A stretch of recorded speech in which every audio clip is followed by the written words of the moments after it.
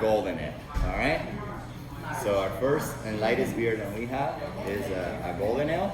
It's also called a Kolsch if you were to brew it in Germany, in Cologne, but it's not. So they have a what they call denominación de origen. I don't know what is that in English. That only you can only call it a Kolsch if you brewed it in that area.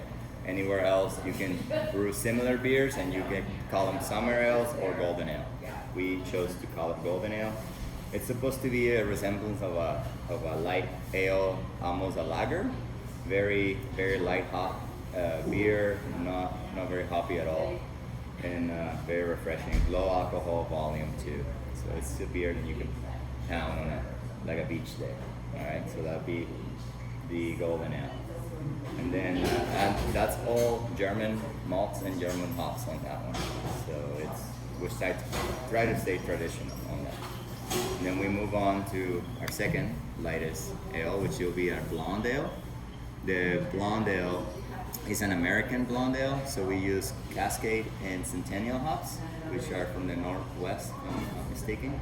And very light on malts. We also go mostly base malt, just to stay very refreshing, not a lot of body. A little bit more hop flavored than the golden ale, and a little bit more, I would say, drier maybe. It's from the Cascade hops and Centennial. They can be a little resinous and dry. Then we have our pale ale, also an American pale ale. Why is it an American pale ale? Because we use American hops and American malts on it. So that one has a little bit of caramel malt, so it has a little bit of an amber color to it. And we heavily dry hopped it too with citra, which is very aromatic, kind of passion fruit, pineapple notes, and also we use Cascade on that one as well. That has a little bit more alcohol, 5.2% alcohol, and 35 IBUs. IBUs means the bitterness, International Bittering Units. Okay? Then we move on to our probably highest alcohol graduation beer that we have. Yeah, it is the IPA. Also an American IPA. Obviously, being in Mexico, American hops are probably the easiest to get. That's why we probably stick to all of the American hops and stuff around here, mostly anyways. So that one we use Simcoe and Amarillo to that one. It's also very fruity.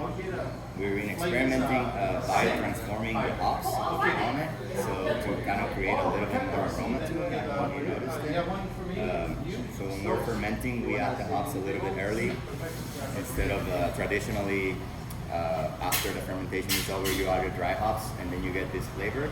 But if you add them a little bit early, sometimes they biotransform into like sweeter notes, almost what they call it juicy notes, like guava, maybe pineapple, like sweeter.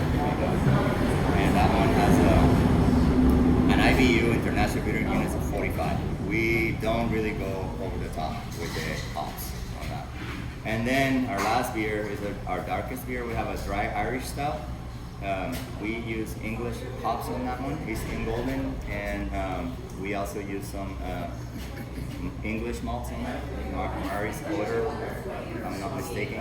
And that one is a light stout. It's supposed to be a stout that you can drink in warm weather. So it's a low body, mid alcohol, but heavy chocolate notes and a lot of those coffee notes and chocolate. But we try to stay traditional. All of our beers, we don't add anything like fruit or honey or things like that. We try to stay grains and hops, water, and yeast, as I believe you can experiment with those 4 ingredients and create great things. They are all delicious. All right. Nice. Thank you so much, Aaron. Yeah.